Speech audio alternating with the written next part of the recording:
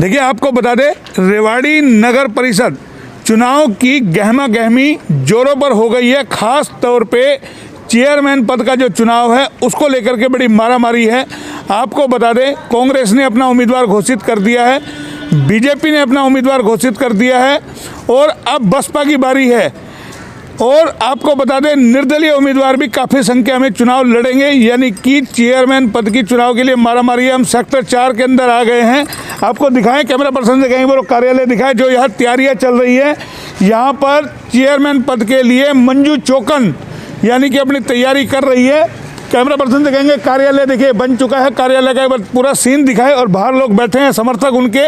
एक बार बात करते हैं, क्या तैयारियां, क्या निर्दलीय लड़ेंगी, क्या बसपा की टिकट पे लड़ेंगी, क्योंकि समर्थकों का जमावड़ा आपको हम दिखा रहे लगातार। एचआर न्यूज़ ने जैसा आपसे वादा किया था कि आपको रेवाड़ी की एक एक खबरें दिखाई जाएगी, नगर परिषद चुनाव से जुड़ी हुई पल पल की हर कवरेज आपको दिखाएंगे हम।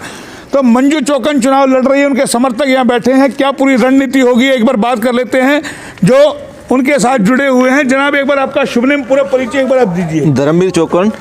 धर्मवीर जी, कौन चुनाव लड़ रहा है आपके यहाँ से? ये मेरे भाई, छोटे भाई की मिसेज लड़ी है, मंजू चौकन चुनाव लड़ रही हैं। अच्छा, हाँ। क्या निर्दलीय लड़ेंगे या टिकट पे किसी की? टिकट पे, बसपा की टिकट पे लड़ेंगे वो चुनाव। अच्छा, बहुजन समाज पार्टी की। तो कब तक घोषणा आपकी हो जाएगी टिकटों की? आज शाम तक घोषणा हो जाएगी टिकट के लिए और 16 तारीख को हम पर्चा भरेंगे एज ए बसपा के कैंडिडेट के तौर पे।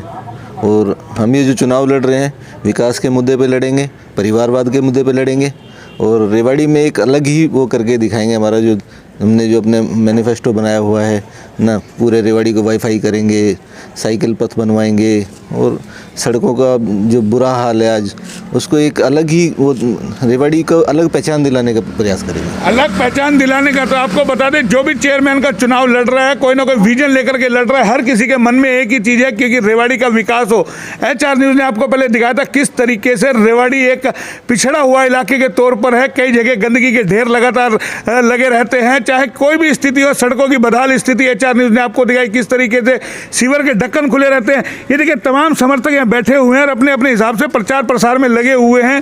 तैयारियां पूरी है। अब बसपा की टिकट का इंतजार है। अगर शाम तक टिकट इनकी फाइनल हो जाती है तो जाहिर है एक और उम्मीदवार का नाम जुड़ जाएगा, मंजू चौकन। कैमरा पर्सन से कहेंगे एक बार वो पूरा कार्यालय का फोटो दिखाए किस तरीके से। देखिए, बड़ा सारा 3 मंजिला कार्यालय है जो यहाँ बना हुआ है और ये परिवार के लोग भी हैं। देखिए, पूरा कार्यालय बाकायदा, यहाँ गैस चूल्हा आने वाले के लोगों के लिए चाय का पूरा इंतजाम यहाँ पूरा कर दिया गया है। तो जाहिर है शाम तक टिकटों की घोषणा होगी। और समर्थक लोग हैं, बड़े बुजुर्ग हैं, एक बार उनसे भी जानते हैं।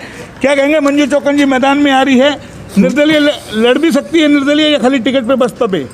निर्दलीय भी लड़ सकती है। अगर बसपा टिकट नहीं दिए तो निर्दलीय लड़ेंगी। मंजू चौकन हमारे गुर्जर समाज में MA BEd होना, इसका पिता महान था जिसने MA BEd कराया, ये बहुत बड़ी बात है।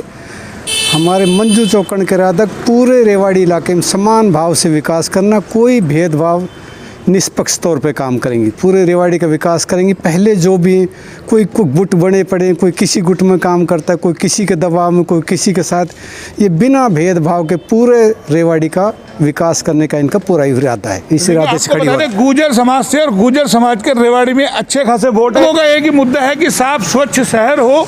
एक बार जानते हैं जनाब, ये बताइए, पिछले दिनों जो नगर परिषद में घोटाले हुए, क्या वो मुद्दे रहेंगे? क्या आवारा सांड पशुओं के जो मुद्दे हैं वो रहेंगे? देखो, भ्रष्टाचार का मुद्दा भी रहेगा, जो हमारा मेन वो रहेगा। भ्रष्टाचार जो हुआ है, आपने भी देखा पिछले काफ़ी टाइम से काफ़ी भ्रष्टाचार हुए हैं, वो भी हमारे मुद्दे रहेंगे। दूसरा, कैटल फ्री का भी हमारा टारगेट है, हम शहर को पूरी तरह से कैटल फ्री करने का वो करेंगे। तो देखिए, तमाम मुद्दे हैं। हालांकि आपको बताएं, मंजू चौकन जी अभी ये कंपेनिंग के लिए गई हुई है।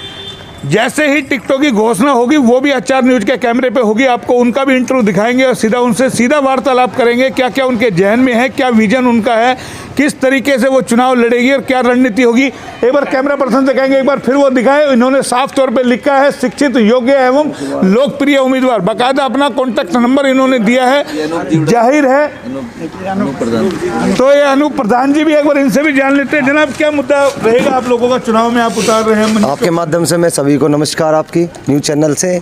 देखिए, मेन मुद्दा तो सबसे परिवारवाद का ही रहेगा, क्योंकि क्या इसमें आम आदमी की कोई सहमति नहीं होती क्या टिकट के लिए? कि हमेशा जैसे कैप्टन सिंह यादव के घर से हो गए ये हर एक जो भी अपने बीजेपी की टिकट होगी, कांग्रेस की हो गई, इसमें आम आदमी का कोई वही नहीं रहता रोल। तो इस बार हमने सोचा है कि हम भाई धर्मवीर चौक्कन और इनकी घर से जो कैंडिडेट हैं श्रीमती मंजू चौक्कन जी का सहयोग करेंगे। और सबसे जो अपने भाई बंधु हैं सबसे कहेंगे कि ज़्यादा से ज़्यादा मीडिया पर अपनी चीज़ें रखें और जनता को आग्रह करवाएं। तो देखिए कहीं ना कहीं राजनीतिक पार्टियों को लेकर के गुस्सा है कि जिस तरीके से परिवारवाद को लेकर के कहीं ना कहीं निशाना साधा गया है कि परिवारवाद में टिकट बढ़ जाती है। तो इन्होंने साफ तौर पे कह दिया कि बसपा से टिकट की शाम तक जो फैसला हो जाएगा। जनाब ये बताइए, अगर टिकट नहीं मिलती क्या निर्दलीय भी लड़ेंगे? बिल्कुल निर्दलीय लड़ेंगे जी। अगर टिकट नहीं मिलती है, वैसे तो टिकट का है कंफर्म है, फिर भी अगर नहीं मिलती तो हम निर्दलीय भी चुनाव लड़ेंगे बिल्कुल। क्योंकि तमाम जो पार्टियों ने टिकट बांटी है उन पे आपकी क्या प्रतिक्रिया है? देखो, तमाम जो पार्टियों ने टिकट बांटी है वो तो सबके सामने ही है कि इसमें जो परिवार वाला वो तो सबसे पहले रखा है, परिवारवाद ही वो है।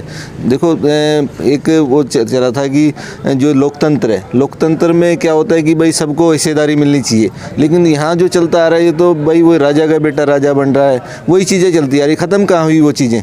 एक आम आदमी, हमारा कोई राजनीतिक वो नहीं है, हम नए सिरे से वो कर रहे हैं और इसी की वो करेंगे कि हम एक अलग उससे करके दिखाएंगे, रेवाड़ी में एक नई चीज़ करके दिखाएंगे कि ज़रूरी नहीं है कि हम राजनीतिक परिवार से हैं तो ही हम चुनाव लड़ें। कोई भी आदमी लड़ सकता है चुनाव, ये सबका, लोकतंत्र में सबका हक होना चाहिए। लोकतंत्र में सबका हक होना चाहिए, ये नहीं कि राजनीतिक घराने हैं उनकी कोई विपत्ति है वही चुनाव लड़ेंगे। आम आदमी चुनाव लड़ सकता है और यही इन्होंने ठाना है और मंजू चौक्कन को इस बार मैदान में उतारा है इन्होंने और सीधा डंके की चोट पे कह दिया अगर बसपा ने टिकट नहीं दिया तो निर्दलीय भी चुनाव लड़ेंगे। शाम तक फैसला हो जाएगा। उसके बाद HR न्यूज़ आपको मंजू चौक्कन जी का भी सीधा इंटरव्यू दिखाएगा, किस तरीके से क्या क्या विजन उनके जहन में है, उनसे विस्तार से बात करेगा। कैमरा पर्सन पंकज के साथ मोहनलाल, HR न्यूज़, रेवाड़ी।